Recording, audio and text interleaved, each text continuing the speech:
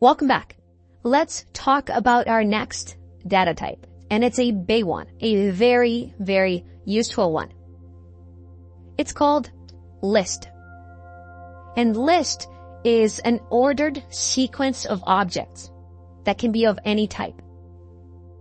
So you can think of them as strings, right? We had strings previously that we learned about, except that each sequence of the string, was a letter or a number wrapped in quotation marks. Lists, on the other hand, looks something like this. Let's say we create a variable li, and lists we denote with square brackets. And inside of these square brackets, we can have different objects. So for example, we can have 1, 2, 3, 4, 5. We can also have, let's say, li2, and this is going to have a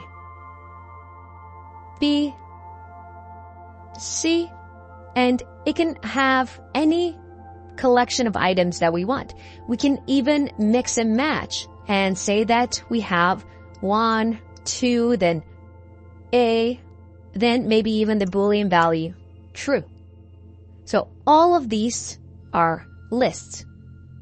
Now, lists are extremely important.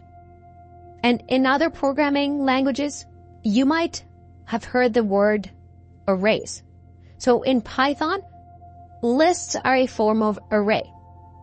And later on, when we get into the modules section of the course, we will talk about the difference between lists and arrays. But if you are coming from a different programming background, then lists are like arrays in your language.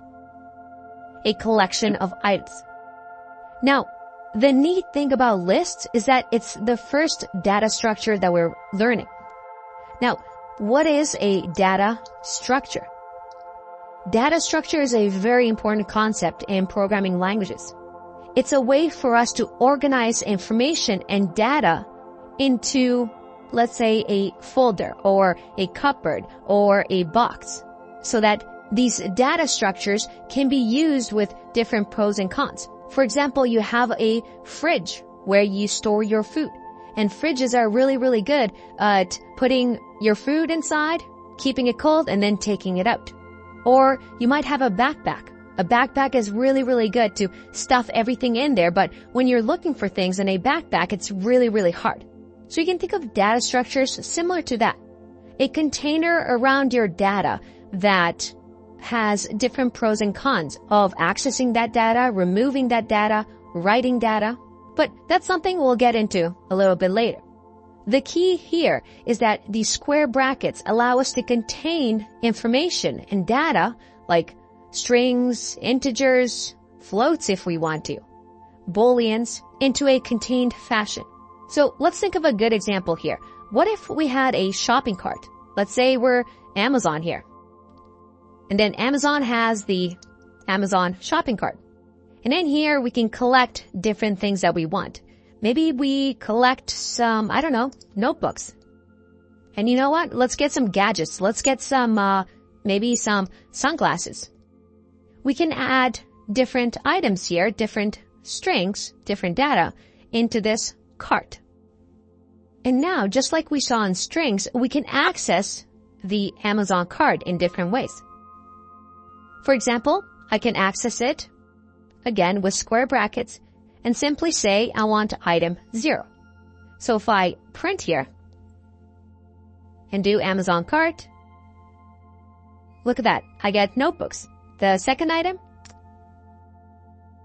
I get sunglasses. What about the third item? Nope. List, index, out of range. But this should make sense now.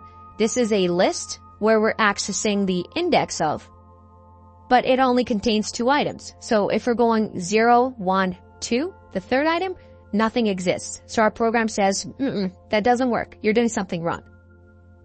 And just like strings, these list items are in memory, in their separate bookshelf, right? But one right next to each other. So we can go 0, 1, 2, 3, 4, 5, so on and so forth until the list ends. Alright, let's learn about lists a lot more in the next video. Bye-bye.